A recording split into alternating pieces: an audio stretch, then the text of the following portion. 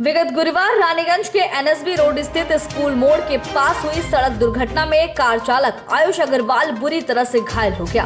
आनन फानन में घायल को बीएन अग्रवाल मेमोरियल अस्पताल ले जाया गया, जहां स्थिति गंभीर होने की वजह से उन्हें दुर्गापुर के हेल्थ वर्ल्ड अस्पताल रेफर कर दिया गया।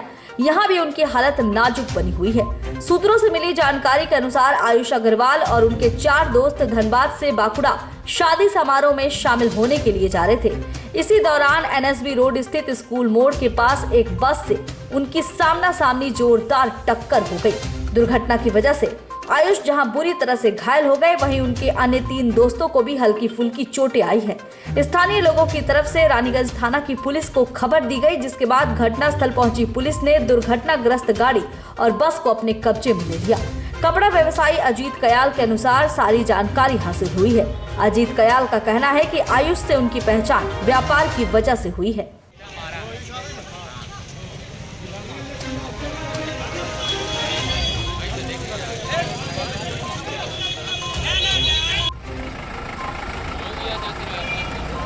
रानीगंज से सम्राट दास की रिपोर्ट, पीबी न्यूज।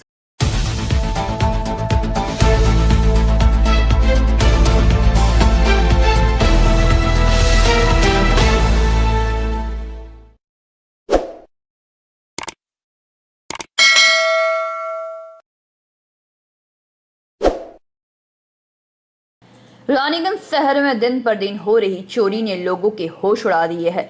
चोरी की वजह से व्यापारी वर्ग में दहशत का माहौल देखा जा रहा है।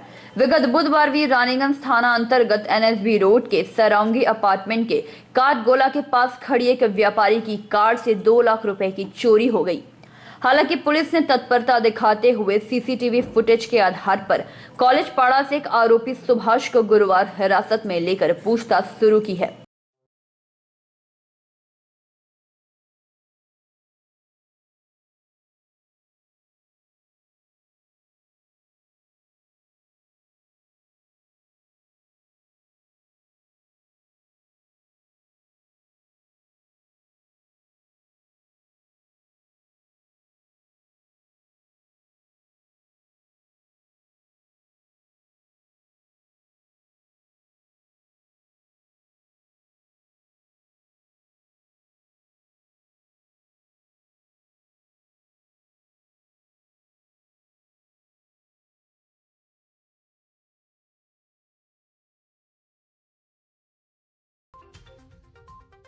जिसमें आरोपी ने चोरी की घटना को स्वीकार किया।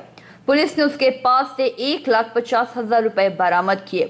मिली जानकारी के अनुसार पानवेश्वर के लाउदोहा थाना अंतर्गत गौर बाजार का गल्ला व्यवसायी वरुण घोष इस सप्ताह में 3 दिन सामान खरीदने के लिए रानीगंज जाता है। इसकी खबर आरोपी को पहले से ही थी। विगत बुधवार व्यवसायी वरुण घोष थोक व्यवसायी मुकेश काजोड़िया की दुकान से रिफाइंड तेल और विभिन्न तरह की दाल की खरीदारी कर उसका भुगतान करने के लिए जब पैसे लेने कार में गया तो वहां कार का दरवाजा खुला हुआ पाया और रुपयों से भरा बैग भी गायब था। इसके बाद अब वरुण घोष की तरफ से रानीगंज थाने में इसकी सूचना दी गई। लटकन दुकान আছে আমরা রানীগঞ্জে মাল নিতে আসি। তো আমি প্রথমে রামবাগানে ওখানে একটা দোকানে মাল নিয়েছিলাম। তারপরে এসে যে মুকেশ ট্রেডার্স আছে ওইখানে ওই গোডাউনে মাল লোড করছিলাম। মাল লোড করার পর ইতিঅবসরে গাড়িটা আমি এক জায়গায় দাঁড় করাই, তারপরে ওইখানে আমি দাঁড়িয়ে থাকি পাশে। কিন্তু আমি কিছুক্ষণ পর যখন আমি গাড়িতে চেপে যখন ভাবি যে আমি এবার বাজারে যাব, তখন আমি ডাইস বক্সটা খুলে দেখি আমার টাকাটা নেই ছিল। আপনার তখন ছিল 2,20,000 টাকা। তৎক্ষণাৎ কি করলেন? তৎক্ষণাৎ কি করব, আমি ধরুন নার্ভাস হয়ে গেছিলাম পুরো। তো সেই সময় আমি মোটামুটি মহাজন দিকে একটু বললে আমি কিন্তু বাড়ি চলে গেছিলাম। তারপর আমি চেম্বার অফ কমার্সে জানানো হয়, তারপর ওনারা ওই থানাতে জানায়, তারপরে থানাতে আমি রাত্রি 9টার সময় এসে জানি যে ওই চেম্বার থেকে ওদেরকে ফোন করা হয়েছে। কতটা সহযোগিতা চেম্বার অফ কমার্সে পেয়েছেন? চেম্বার অফ কমার্স সহযোগিতা মানে অনেকটাই করেছে, ওদেরকে অসংখ্য ধন্যবাদ। মানে মনোজ দা, ওই যে আপনার ওই কানুরিয়া, আপনারা সব যাই করেছেন, মানে অনেক অসংখ্য ধন্যবাদ। আর তাছাড়াও থানার যারা বড়বাবু মেজবাবু রয়েছেন, সমস্ত স্টাফ, সিভিক ভলেন্টিয়ার সবাই আমাকে সাহায্য করেছে। অ্যাপ্রক্স কত রিটার্ন পেয়েছেন? অ্যাপ্রক্স বলতে মোটামুটি আমাকে কালকে যতক্ষণ ছিলাম আমি ততক্ষণ পর্যন্ত 1,47,000 টাকা মতো রিটার্ন এসেছিল। আচ্ছা, আপনারা কোথা থেকে আসেন? হ্যাঁ, আসেন কোথা থেকে মাল নিতে? আমি আসি গৌরবাজার থেকে। আচ্ছা, গৌরবাজার। ঘটনা কবে হয়েছিল? হয়েছিল 26শে জানুয়ারি সকালে মোটামুটি 10টা থেকে 11টার মধ্যে। আপনার নাম আমার নাম করুণাময় ঘোষ। আর আপনার উইথড্র যে মাল করছিলেন তার নাম? বরুণ ঘোষ কে হয় আপনার? আমার দাদা। Thank you. पुलिस भी अपने दल बल के साथ एनएसबी रोड आकर सीसीटीवी फुटेज खंगालना शुरू की, जिसके आधार पर कॉलेज पाड़ा से इस घटना के मुख्य सरगना सुभाष को हिरासत में लिया और पूछताछ में उसने अपना गुनाह कबूल कर लिया। 1,50,000 रुपए बरामद होने से व्यवसायी वरुण घोष ने पुलिस को धन्यवाद किया। साथ ही आरोपी को कोर्ट में चालान भी किया गया। ये ना कस्टमर आया था माल लेने के लिए, वो गाड़ी छोड़ के गोदाम में ढुका हुआ था माल लेने के लिए। उसी के बीच में कोई आया और गाड़ी के अंदर से ढुक के पैसा निकाल के लेके चला। मैंने जो कस्टमर सामान मैंने माल लेने आया था उसी के गाड़ी में घुस के हाँ, उसी मतलब गाड़ी लगभग कितना का मतलब चोरी की घटना 10 घटी? बजे के आसपास का घटना है। हाँ, कितना रकम का घटना था वही मतलब 2 के आसपास का दो सुनने का। मिल रहा है। फिर पुलिस थाना में कंप्लेन हुआ था? पुलिस कैमरा मार के गया है, कोई खंगाल के देख के पता चला है। अच्छा, क्या नाम हो आपका? मुकेश बोला इस जगह का नाम? काटगोला गोदाम। हम प्राय 14-15 साल से अच्छा, क्या घटना घटा परसों ही? घटना घटा जो पार्टी आया यहाँ पर। पार्टी कहाँ से आया था? पार्टी आया था बनगांव पांडव सर। अच्छा, गौर बाजार बता हाँ, रहे गौर हैं। बाजार। अच्छा अच्छा, ठीक है, वहाँ से पार्टी आया। पार्टी तो गाड़ी में माल जैसे हम लोग का इधर उधर से दे रहे थे। प्राय आते हैं पार्टी हाँ, माल पार्टी लेने। प्राय आता है, मोटा मोटी 10 दिन 15 दिन में एक बार आते हैं। तो माल ले जाते हैं, यहाँ से ले जाके फिर दुकान में जाके पेमेंट करते हैं। घटना क्या घटा था परसों? घटना घटा रहा, वो गाड़ी में माल ये हुआ। उसके बाद मेरा एक माल आने के लिए थोड़ा लेट हो रहा था, तो गाड़ी यहाँ रुक गया। तो रुक गया, इसी में वो आया बाबू भीतर में, बोला बाबू माल माल माल बोलिए। तब तक उसका यहाँ से रुपया लेके गाड़ी चले गया। सीसीटीवी फुटेज आप लोग चेक किए थे? हाँ, सीसीटीवी जो पुकट चेक किए तब पता चला। उसके बाद उसके बाद वो उसको देखें, इसके बाद हम लोग थाना में कंप्लेन कर। उसके अच्छा, बाद कितना पैसा लगभग था? वो तो पार्टी अपने बोल रहा था, बोला 2-20 था। पैसा रिकवर हुआ रानीगंज थाना हाँ, में? हाँ, क्या नाम हो आपका? मेरा नाम है उज्जवल गोप। कस्टमर यहीं बगल का था, गौर बाजार का, माल लेने आया था और गाड़ी में पैसा था उसका। माल लेने के बाद जैसे ही गाड़ी में बैठा पता चला पैसा गायब है। तो हम लोगों ने कॉम्प्लेक्स में लगे हुए सीसीटीवी कैमरे की मदद से जो है छानबीन की, तो एक फुटेज सामने आया संदिग्ध व्यक्ति का, जो हमने थाना में दिखाया और थाना वालों ने खूब त्वरित कार्रवाई करते हुए मुलजिम को पकड़ लिया। आपका जो कस्टमर आते हैं रेगुलरली आते हैं यहाँ सामान लेने? रेगुलरली हफ्ता 10 दिन में एक बार आता है। अच्छा अच्छा, क्या सामान लेने आता है यहाँ पर? वही आपका राशन का सामान, दाल, चीनी, तेल, पाम। अच्छा, सीसीटीवी फुटेज के द्वारा फिर क्या हुआ घटना? पुलिस मतलब छानबीन की, उसके बाद क्या हुआ? उसके रिकवरी बाद हुआ? वो हाँ आदमी पकड़ा गया। कितना पैसा मतलब चोरी हुआ था लगभग? तो 2,20,000 के लगभग था। कस्टमर बता रहा है कि 2 लाख इतना है, कितना। अच्छा, रिकवरी रिकवरी तो मुझे मालूम नहीं, लेकिन पैसा रिकवर हुआ है। इस जगह का नाम क्या हुआ? काटगोला। काटगुला। अच्छा, आपका नाम? मुकेश काजड़िया। रानीगंज से सम्राट दास की रिपोर्ट, पीवी न्यूज।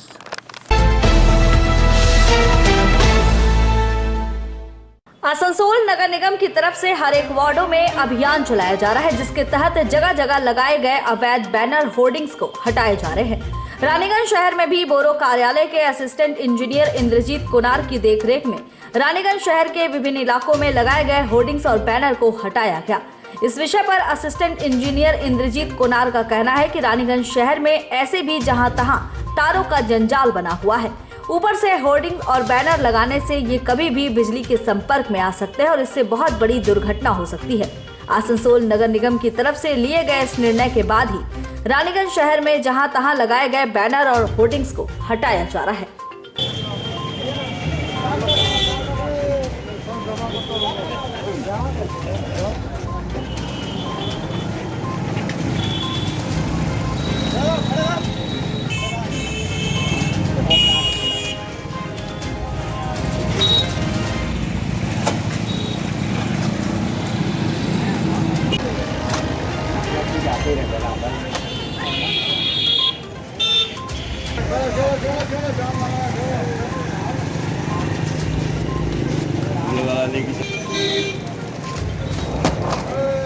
रानीगंज से सम्राट दास की report, PV news. Raniganj chamber of commerce के सभागार में प्रेस कॉन्फ्रेंस का आयोजन किया गया, जिसमें रानीगंज की विभिन्न समस्याओं को सामने रखने के साथ ही सरकार और पुलिस प्रशासन से इस पर अमल करने की मांग की गई। सबसे पहले रानीगंज शहर में हो रहे चोरी पर लगाम लगाने की पुलिस प्रशासन से मांग की गई ताकि व्यापारी वर्ग आराम से बिना डर कर व्यापार कर सके।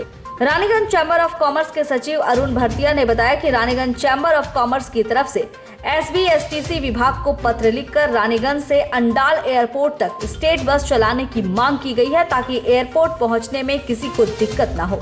इसके अलावा सप्ताह में 5 दिन के लिए मुंबई, अहमदाबाद, चेन्नई के लिए ट्रेन चलाने की मांग गृह मंत्रालय और रेलवे मंत्रालय से की गई है। चैम्बर ऑफ कॉमर्स की तरफ से वेस्ट बंगाल इलेक्ट्रिसिटी डिपार्टमेंट को भी पत्र लिखकर उनके बिल में उपभोक्ताओं की सुविधा के लिए इंटरेस्ट सिक्योरिटी डिपॉजिट मनी शामिल करने की मांग की गई है ताकि उपभोक्ताओं को किसी तरह की दिक्कत न हो। वहीं राज्य सरकार से बंग श्री स्कीम को जल्द से जल्द चालू करने की मांग की गई है। इसके अलावा रानीगंज शहर को सब डिवीजन बनाने की भी मांग इसमें शामिल है। अरुण भरतिया ने आगे कहा कि हमने जयपुर, बागडोगरा और गुवाहाटी फ्लाइट को अंडाल एयरपोर्ट से चालू करने की मांग की है ताकि आने जाने में दिक्कतों को खत्म किया जा सके। चैम्बर ऑफ कॉमर्स की तरफ से रानीगंज के लैंड रजिस्ट्री ऑफिस की स्थिति को सुधारने की मांग को लेकर डीएम को पत्र लिखा गया है। चैम्बर ऑफ कॉमर्स के सदस्यों का कहना है कि लैंड रजिस्ट्री ऑफिस की हालत काफी जर्जर है। कार्यालय की हालत इतनी खराब है कि लोग यहाँ बैठ भी नहीं पाते हैं। और सबसे अंत में स्कूल, कॉलेज, विश्वविद्यालय खोलने की मांग चैम्बर ऑफ कॉमर्स की तरफ से राज्य सरकार से की गई है। चैम्बर के सदस्यों का कहना है कि 50% उपस्थिति को लेकर राज्य सरकार सभी स्कूल, कॉलेज, विश्वविद्यालय को खोले ताकि पिछले 2 साल से बच्चे जिस तरह से पढ़ाई कर रहे हैं उनकी पढ़ाई पर असर पड़ा है। स्कूल खुलने से उनकी शिक्षा फिर से ठीक हो पाएगी। इस दौरान रानीगंज चैम्बर ऑफ कॉमर्स के अध्यक्ष प्रदीप बाजोरिया, सचिव अरुण भरतिया, कार्यकारी अध्यक्ष रोहित खेतान सहित कई लोग उपस्थित थे। यहाँ पर रानीगंज और आसपास के अंचल में इस टाइप का एक शायद कोई गैंग है जो कि व्यापारियों को जो कि तकादा लेके आते हैं या कैश हैंडलिंग का काम होता है, उनको बनाकर किसी तरह झांसे में लाकर उनका पैसा चोरी करने का काम करते हैं। इसको लेकर रानीगंज चैम्बर काफ़ी सजग है और पिछले 20 दिनों में हम लोगों ने 2 बार रानीगंज थाने के साथ चैम्बर में उनकी टीम ने आके यहाँ पर मीटिंग की, लोगों को जागरूक किया। उन्होंने इसमें कैसे और सतर्क होकर व्यवसाय करना चाहिए, कैश हैंडलिंग करना चाहिए। आईसी साहब भी आए थे, उससे पहले उनकी टीम आई थी उपकार साहब के अंडर में। तो ये पूरी टीम ने उस समय भी एक केस अभी भी पेंडिंग है। ओम महतो जी के यहाँ से, उनके एक तकादे वाले आदमी के यहाँ से कुछ उनके कर्मचारी के पास बैग से कुछ रुपए गायब हुए थे। कल भी थाने में बात हुई है, उसको लेकर भी प्रयासरत है। तो लेकिन Raniganj chamber of commerce Raniganj थाने के साथ मिलकर इस मामले में पूर्णतः व्यापारियों को सजग करने में और इस तरह की घटनाओं की पुनरावृत्ति ना हो इसका ध्यान रखते हुए सजग है। और कोई भी हम लोग सबसे यही रिक्वेस्ट करते हैं कि अगर ऐसी कोई भी घटना होती है तो तुरंत चैम्बर को भी खबर की जाए और जो कंसर्न थाना रहे वहाँ भी खबर की जाए और इसको हम लोग जितनी अच्छी तरीके से हो सकेगा पूरे प्रयास से मिलकर सॉल्व करवाने की चेष्टा करेंगे। और पुनः जैसा कि प्रेसिडेंट साहब ने कहा, रानीगंज आईसी साहब श्री सुदीप दासगुप्ता जी और उनकी टीम को हम लोग धन्यवाद देना चाहेंगे और यही आशा है कि भविष्य में भी इसी तरह व्यापारियों की जो मूलभूत समस्या है उन पे ध्यान देते हुए वो इसी तत्परता के साथ हम लोगों की प्रॉब्लम को सॉल्व करने का प्रयास करते रहेंगे।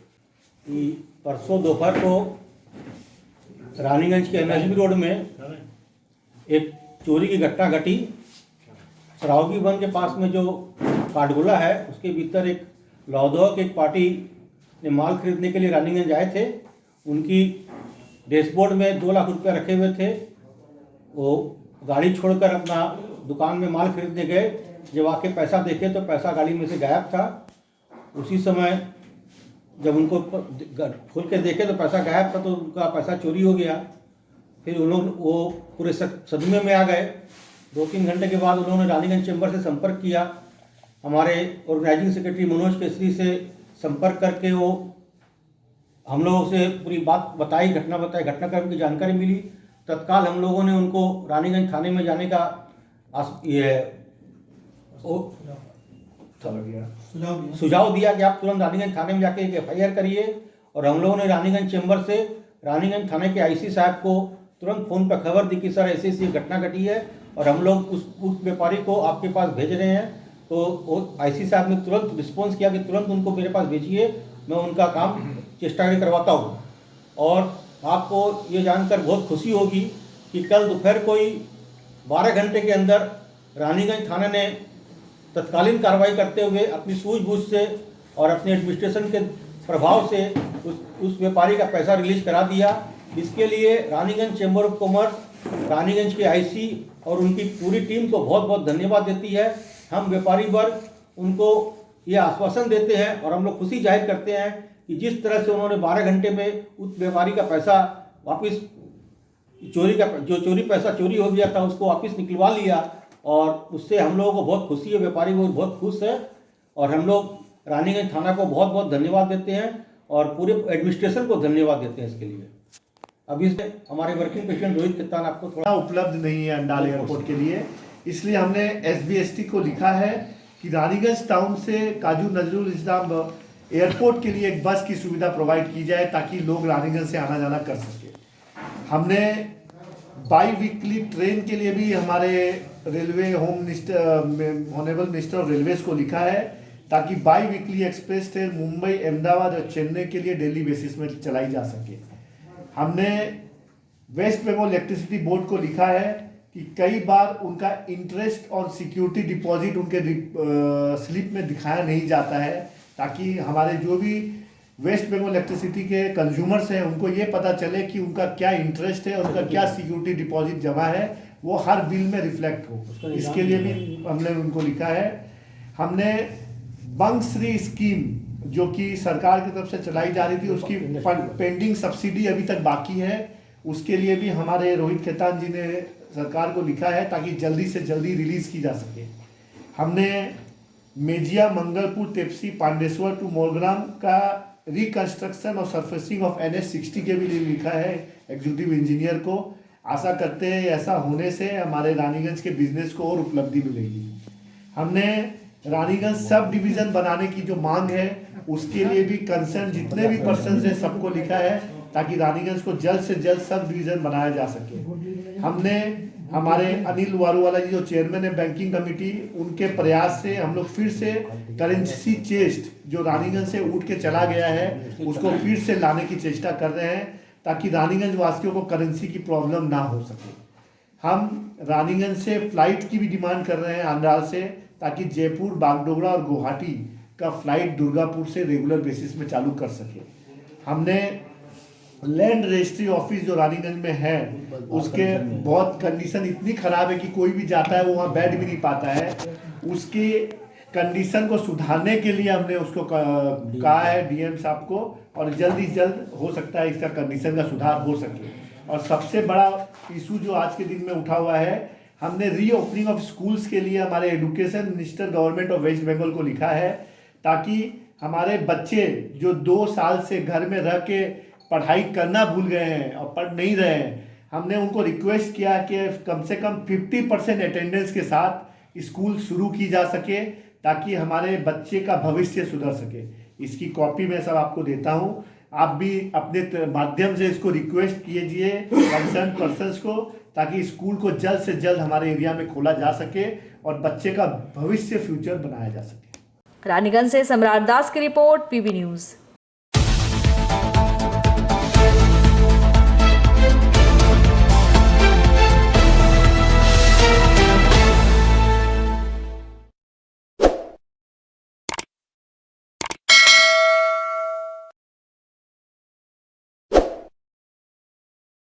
आसनसोल नगर निगम चुनाव के मद्देनजर तृणमूल छात्र परिषद की ओर से चुनाव प्रचार किया जा रहा है।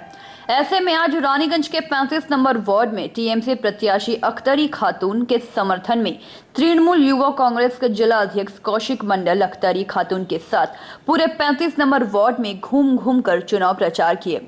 कौशिक मंडल ने कहा कि राज्य की मुख्यमंत्री ममता बनर्जी ने पूरे प्रदेश में विकास की जो लहर चलाई है, रानीगंज में इससे अछूता नहीं है। इसके साथ ही उन्होंने कहा कि ममता बनर्जी सभी रानीगंज वासियों के मन में बसती हैं और ममता बनर्जी भी इस इलाके के लोगों को बहुत प्यार करती हैं। यही वजह है कि ममता बनर्जी ने इस वार्ड से अख्तरी खातून को टिकट दिया है। उन्होंने विश्वास जताया कि इस वार्ड से चुनाव जीतने के बाद अख्तरी खातून इस वार्ड की सभी समस्याओं का निवारण करेंगी। इस मौके पर मीर सिद्दीकी, शुभ भट्टाचार्य, इम्तियाज खान आदि मुख्य रूप से मौजूद रहे।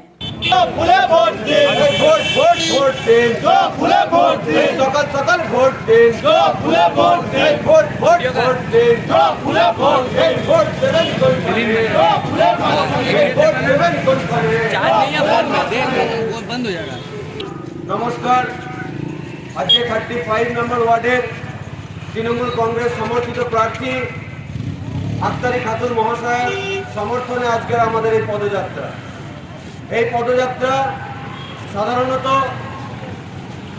35 নম্বর ওয়ার্ড প্রায় আমরা কভার করে ফেলেছি। এই মাজারের সামনে এসে এই মাজারের সামনে আমরা আজকে প্রতিজ্ঞা নেব এবং সবাই মিলে ছাত্র যুব মা ভাই বোন কাকিমা সবাই মিলে আমরা প্রতিজ্ঞা নেব। এই মাজারের সামনে রানীগঞ্জের এই মাজার অনেক ঐতিহ্যবাহী মাজার। এই আক্তারি খাতুন रानीगंज से सम्राट दास की रिपोर्ट, पीवी न्यूज।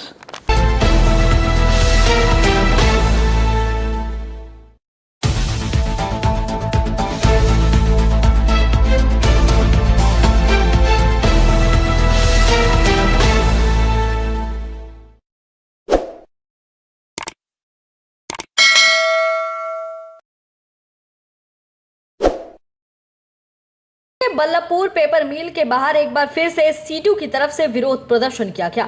इस दौरान सीटू नेता हेमंत प्रभाकर ने बताया कि आने वाले 23 और 24 फरवरी के सम्मेलन को सफल बनाने के लिए सीटू की तरफ से गेट मीटिंग की गई। इसके साथ ही पेपर मिल प्रबंधन द्वारा ठेका श्रमिकों के साथ की जा रही दुर्नीति के खिलाफ आवाज उठाई गई। उन्होंने ठेका श्रमिकों को स्थायीकरण करने के साथ ही एग्रीमेंट पेपर दिखाने की मांग प्रबंधन से की है। सीटू नेता ने टीएमसी पर आरोप लगाते हुए कहा कि टीएमसी की तरफ से एक नेता बल्लभपुर पेपर मिल में चल रहे समस्या का समाधान करने के लिए आए थे, लेकिन अभी तक इसका समाधान नहीं हो पाया। INTTUC जिला अध्यक्ष अभिजीत घटक का बिना नाम लिए ही उन्होंने प्रबंधन से मिलीभगत कर पैसे खाने का आरोप लगाया है। उन्होंने कहा कि प्रबंधन की तरफ से जो एग्रीमेंट पर साइन किए गए थे उसके अनुसार जनवरी महीने से वेतन बढ़ोतरी होनी थी, लेकिन अभी तक वेतन बढ़ाकर नहीं दिया गया। इसके अलावा उन्होंने आरोप लगाया कि ठेका श्रमिकों को एरियर दिया जाना है, उसका कहीं भी उल्लेख एग्रीमेंट में नहीं किया गया है, जिससे साफ तौर पर जाहिर है कि पैसे को लेकर घोटालेबाजी की जा रही है। उन्होंने पेपर मिल प्रबंधन से साफ तौर पर कहा है कि जल्द से जल्द जितनी भी मांगे हैं और जो भी एग्रीमेंट पेपर पर साइन किए गए हैं उन सभी को पूरा किया जाए। आज के हमारे गेट सभा छिलो, এই গেট সভা আপনারা জানেন কি 23-24 ফেব্রুয়ারি ধর্মঘটে হচ্ছে যে গোটা দেশের মানুষ সামিল হতে চলেছেন CITU এবং কেন্দ্রীয় ট্রেড ইউনিয়ন ডাকে। আমরা আজকে গেট সভা করেছিলাম সেই ধর্মঘটের সমর্থন এবং সবথেকে গুরুত্বপূর্ণ বিষয় কি বেতন চুক্তি পেপার মিলের প্রায় 3 বছর নিয়ে তীব্র আন্দোলন গড়ে তুলেছিল শ্রমিকরা এবং সমস্ত ধরনের শ্রমিকরা একসাথে আন্দোলন আমরা করেছিলাম। কিন্তু আমাদের খারাপ লাগলো কি যে বেতন চুক্তি করা হলো এখানে এক পক্ষভাবে বেতন চুক্তি করা হয়েছে। CITU রেজিস্টার্ড ট্রেড ইউনিয়ন তাকে ডাকা হয়নি। তৃণমূল কংগ্রেসের যারা রেজিস্টার্ড ইউনিয়ন তাদেরও নেতারা কিন্তু ওখানে অনুপস্থিত। কার সঙ্গে চুক্তি হলো আমরা জানি না। একজন নেতা এলেন তৃণমূলের আসানসোল থেকে, তিনি নিজের মতন করে চুক্তি করলেন। তাও আমরা বলেছিলাম কি ঠিক আছে, বললেন ডিসেম্বর হলো জানুয়ারি থেকে পেমেন্ট পাওয়া যাবে। অন রেকর্ড হচ্ছে যে তার স্টেটমেন্ট আছে, কিন্তু আমরা দেখলাম কি বেতন চুক্তির টাকা আমরা কিন্তু জানুয়ারিতে আমরা পাইনি। আমরা সঙ্গে সঙ্গে CITU হচ্ছে যে চিঠি করলাম, ম্যানেজমেন্টকে চিঠি দিলাম, আমরা DLC-কে চিঠি দিলাম। চিঠির পর কয়েকদিন পর আমরা পেপার মিলের শ্রমিকরা সবাই মিলে একসাথে আমরা সই করালাম কি অবিলম্বে হচ্ছে যে চুক্তি কী হয়েছে তা আমাদের জানাতে হবে এবং এরিয়ার টাকা কী হয়েছে ফাইনাল হয়েছে কিনা সেটা জানাতে হবে। সেই নিয়ে সই করার পর একটা নোটিশ হচ্ছে যে কোম্পানি দিল। এই নোটিশে কিন্তু এগ্রিমেন্টের কোনো এগ্রিমেন্টে বাড়তি টাকাটা জানুয়ারি মাসে দেবো তা উল্লেখ আছে, কিন্তু এরিয়ার ব্যাপারে কোনো উল্লেখ নেই। আমরা মনে করছি কি শ্রমিকদের এরিয়ার টাকাকে হজম করে দেওয়ার চক্রান্ত চলছে। আমরা তাই সম্পূর্ণ বেতন চুক্তি যা হয়েছে তা অবিলম্বে প্রকাশিত হোক, এরিয়ারের টাকা কত কিস্তিতে দেবে তা তা জানানো হোক। নম্বর 3, ম্যানেজমেন্ট যে কমিটমেন্ট করেছে কি 7 তারিখে, এই ম্যানেজমেন্ট তো এর আগে অনেক কমিটমেন্ট করেছে, অনেক চিঠি দিয়েছে, ভুলে যায়। তাই আমরা তাকে স্মরণ করে দিতে চাই কি যা আপনারা লিখেছেন কি বাড়তি টাকা জানুয়ারি থেকে দেবেন সেটা দিন, কিন্তু এরিয়ারের টাকা কবে মধ্যে দেবেন সেটা কিন্তু জানাতে হবে শ্রমিকদেরকে। আর বদলি ঠিকাদারের তীব্র বিক্ষোভ আছে কারখানার ভিতরে, এমন একটা সিদ্ধান্ত করে গেছেন যা শুনেছি আমরা তো চুক্তির কাগজ পাইনি, আমাদেরকে চুক্তির রাখাও হয়নি। তার জন্য আমরা লড়াই চালিয়ে যাবো, আইনগতভাবে আমরা লড়বো। কিন্তু এই যে বদলি ঠিকাদার পার্মানেন্ট হচ্ছে না, আমাদের দাবি একটাই কি যেখানে যেখানে পার্মানেন্ট শ্রমিকরা রিটায়ার করেছে সেখানে কিন্তু এখন বদলি বলে নেই বললেই চলে, ম্যাক্সিমাম কারখানাটাই চালাচ্ছে ঠিকাদারের ছেলেরা। এবং আপনি দেখবেন হাইকোর্টের রায় আছে, সম কাজে সমবেতন। যদি পার্মানেন্ট শ্রমিক যা কাজ করে, যদি ঠিকাদার শ্রমিক সেই কাজ করে, তাহলে যা যা সুবিধা পার্মানেন্ট শ্রমিকরা পায় সেই সুবিধা কিন্তু হচ্ছে যে ঠিকাদারের শ্রমিকদেরকে দিতে হবে। তা কিন্তু সুপ্রিম কোর্টের রায়, এটা কোনো নেতার নয়, সুপ্রিম কোর্টের রায়কে কিন্তু মানে মানছে না আমাদের এখানে যারা আছে এবং তৃণমূল কংগ্রেসের যে নেতারা তারাও ধরছে না। আমি তো একটা কথা পরিষ্কার বলেছি কি কে মিথ্যা কথা বলছে, তৃণমূল মিথ্যা কথা বলছে না ম্যানেজমেন্ট বলছে? যদি ম্যানেজমেন্ট মিথ্যা কথা বলছে তাহলে তৃণমূলের সঙ্গে বসে চুক্তি করেছে, তৃণমূল কেন ধরছে না তাকে? আমি এই কথা বলেছি, বলে পরিষ্কার আমাদের কথা, বদলি ঠিকাদার যারা। रानीगंज से सम्राट दास की रिपोर्ट, पीबी न्यूज।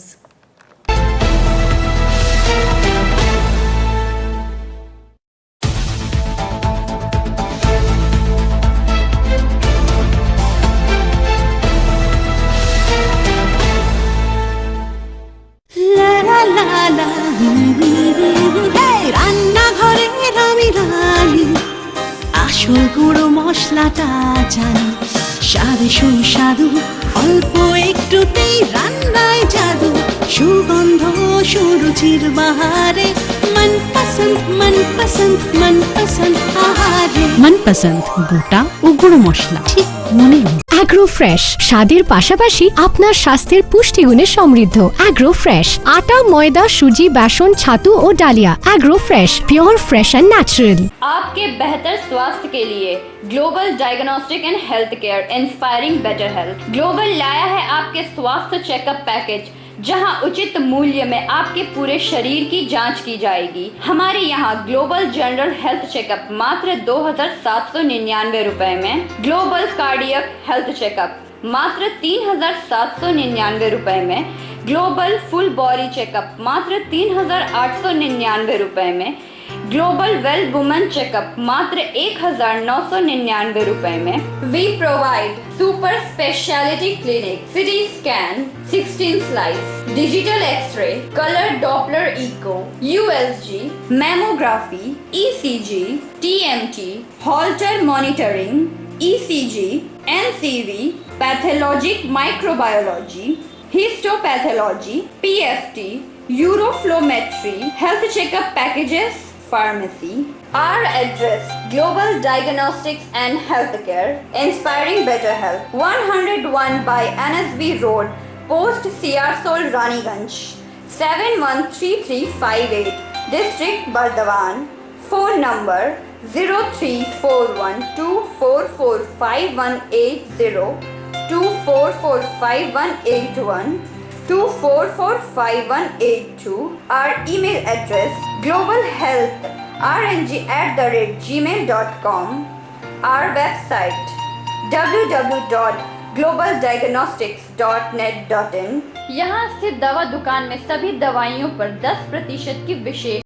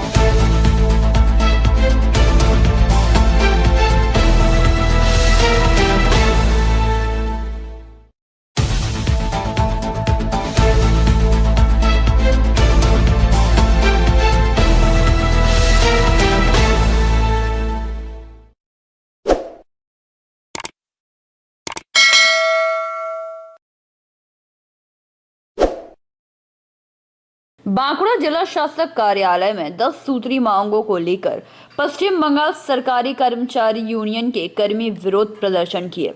विगत 24 तारीख से लेकर 29 तारीख तक मांग सप्ताह कर्मसूची शुरुआत की गई। इसी के तहत शुक्रवार पश्चिम बंगाल सरकारी कर्मचारी यूनियन के कर्मी विरोध प्रदर्शन किए। इनकी मुख्य मांग में 28% बकाया DA हेल्थ स्कीम परेशानी बंद करने, कैशलेस बेनिफिट 2,50,000 करने, DEO सहित सभी कॉन्ट्रेक्चुअल कर्मियों को PF पेंशन, सरकारी कर्मचारियों को नौकरी की सुविधा, स्वेच्छा से सभी खाली पड़े जगहों में नियुक्ति सहित विभिन्न मांगों को लेकर विरोध प्रदर्शन किया गया। আমরা আজকে মূলত 10 দফা দাবি নিয়ে সারা পশ্চিমবঙ্গ জুড়ে দাবি সপ্তাহ চলছে। 24 তারিখ থেকে শুরু হয়েছে। আমাদের জেলাতেও বিষ্ণুপুর খাদড়ায় মহকুমা শাসকের কাছে আমরা এই দিবসটা পালন করছি, দাবি দিবস পালন করেছি, বিক্ষোভ করেছি। আজকে 28 তারিখে বাঁকুড়া কালেক্টরেটে ডিএমের দপ্তরে আমাদের বিক্ষোভ চলছে। মূল দাবিগুলো হচ্ছে যে দীর্ঘদিনে যে বঞ্চনা যে ডিএর কথা সরকার ভুলিয়ে দিতে চাইছে, একটার পর একটা তারা অজুহাত দেখাচ্ছে। স্যাট রায় দিলে হাইকোর্টে যাচ্ছে, হাইকোর্টে যখন রায় দিচ্ছে তখন তারা সুপ্রিম কোর্টে যাচ্ছে।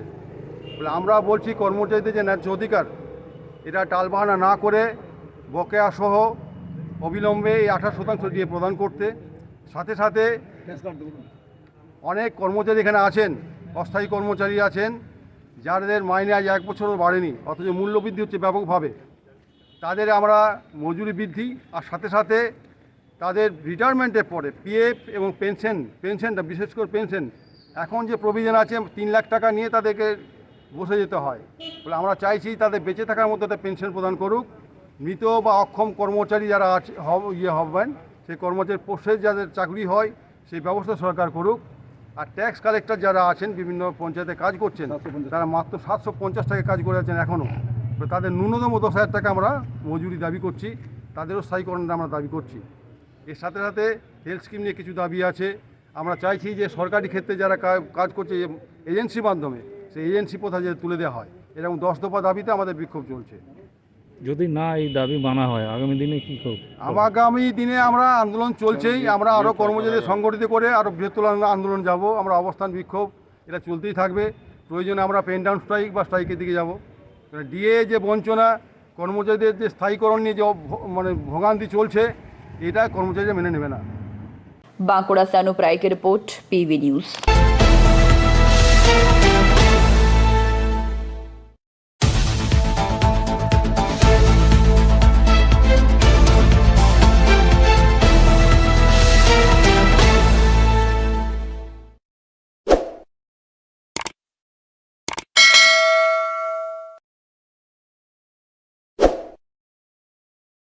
CPIM लिबरेशन पार्टी का 10वां जिला सम्मेलन बांकुड़ा के मचानतला इलाके में झंडोत्तोलन कर और शहीद बेदी में माल्यादान कर शुरू किया गया। झंडोत्तोलन कॉमरेड मलय दुबे ने किया। शहीद बेदी पर माल्यादान पार्टी के पोलित ब्यूरो सदस्य कार्तिक पाल द्वारा किया गया। इस दौरान राज्य सचिव अभिजीत मजूमदार, जिला सचिव बबलू बैनर्जी सहित कई सदस्य उपस्थित थे।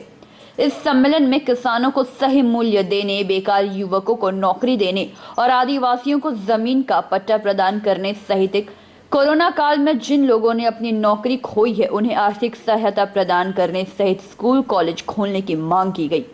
10ম সম্মেলন বাঁকুড়া শহরে হচ্ছে। বাঁকুড়া আমাদের বাংলার একটা ঐতিহ্যবাহী শহর, এখানে একটা সাংস্কৃতিক পীঠস্থান সে অর্থে। কিন্তু দেখা যাচ্ছে সাম্প্রতিক সময়গুলোতে এখানে যে সমস্ত মানুষরা সম্পদ আহরণ করেন, যিনি সম্পদ সৃষ্টি করেন, সেই কৃষকেরা তারা একটা ভয়ঙ্কর অবস্থার মধ্যে রয়েছে। তার সঙ্গে সঙ্গে শ্রমিকেরা, সাধারণ যারা একটা দিনমজুরি করে খান, তাদের মজুরি থেকে শুরু করে এবং এই যে করোনা কালটা গেল, প্রায় 24 মাসের যে সময়টা গেছে, তার মধ্যে মানুষের দুরবস্থার অ্যাক্সেস হয়েছে। সাধারণ মানুষ যারা খেয়ে পড়ে বাঁচতে চাইছিলেন তারা দারিদ্র্য সীমার নিচে চলে গেছেন। সাম্প্রতিকতম রিপোর্টগুলো সেগুলো তাই বলছে। এবং অন্যদিকে একটা শ্রেণী, খুব অল্প সংখ্যক মানুষ, তাদের হাতে সমস্ত সম্পদটা এক কাট্টা হয়ে গেছে, এই কেন্দ্রীকরণ হয়েছে। তো এই যে একটা ভয়ঙ্কর বৈষম্যের মধ্যে এবং বাঁকুড়ার যে রাজনৈতিক মানচিত্রটা ছিল তাতে একটা ব্যাপক পরিবর্তন হয়েছে। একেবারে সাম্প্রদায়িক ফ্যাসিবাদী শক্তি তারা শক্তি সংগ্রহ করেছে। বাঁকুড়া একসময় বামপন্থী আন্দোলনের একটা খুব বড় গড় হিসেবে আমরা দেখতাম, সেটারও অনেক রকম পরিবর্তন ঘটে গেছে। তো আমরা মনে করি আজকের এই 10ম সম্মেলনের মধ্যে দিয়ে দেশের এবং রাজ্যের, বিশেষ করে বাঁকুড়া জেলার যে সাধারণ মানুষেরা রয়েছেন, যারা শ্রমজীবী মানুষ রয়েছেন, কৃষক রয়েছেন, তাদের দাবিগুলো রয়েছে। ফসলের ন্যায্য দাম, আজকে গোটা দেশ জুড়ে একটা ফসলের সহায়ক মূল্যের জন্য আন্দোলন চলেছে। এতদিন ধরে 378 দিন ধরে যে আন্দোলন চলল কৃষকদের, তার ফলাফলটা পশ্চিমবঙ্গের কৃষকরা পাচ্ছেন না। এখানে যে সহায়ক মূল্যের দাবিটা এসেছে, সেটা আমরা অত্যন্ত জোরের সঙ্গে তুলতে চাইব। बांकुड़ा से अनूप राय की रिपोर्ट, पीवी न्यूज।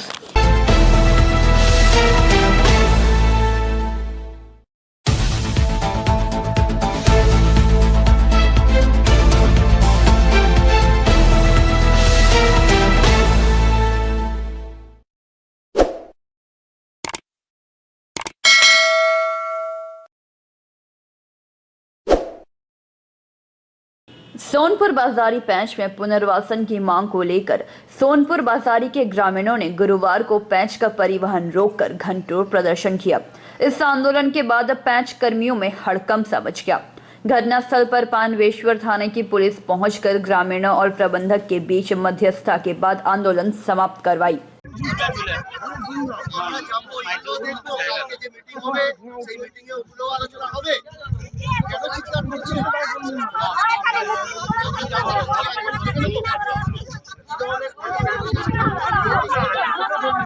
इस संबंध में सोनपुर गांव के निवासियों का कहना है कि पैंच में लगातार विस्फोट से गांव के घरों को नुकसान हो रहा है और बच्चे रात में डर से नहीं सो पाते।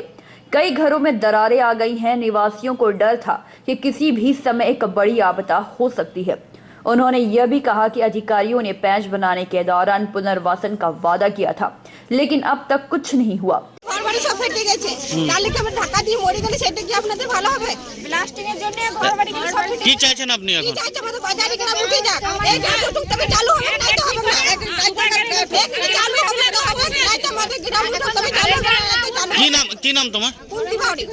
अधिकारियों को बार बार सूचना देने के बाद भी इस पर अमल नहीं किया जा रहा है। गुरुवार को बाजारी क्षेत्र के ग्रामीणों ने पुनर्वासन की मांग को लेकर सोनपुर पैंच में धरना आंदोलन किया, लेकिन पुलिस की मध्यस्थता के साथ ही आंदोलन समाप्त हो गया।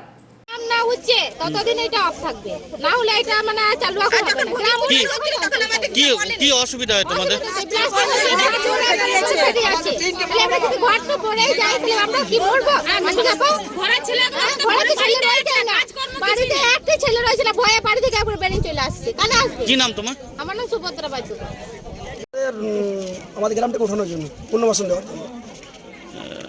মানে কি কারণে পুনর্বাসন চাইছো? এই প্যাচটা খোলার আগে আমার সাথে কথাবার্তা ছিল যে আমাদেরকে আমরা বলেছিলাম যে প্যাচটা যাতে না খুলে, তো তাও বলেছিল যে প্যাচটা এখন চলুক, ব্লাস্টিং হবে না। তো এখন ব্লাস্টিং হয়ে আমাদের যে বার্ধক্যপাড়া, বাউড়িপাড়া এবং মাঝিপাড়া আছে, সব তো পাকা বাড়ি নয়, সব কাঁচা বাড়ি, সব ভেঙে একাকার হয়ে যাচ্ছে।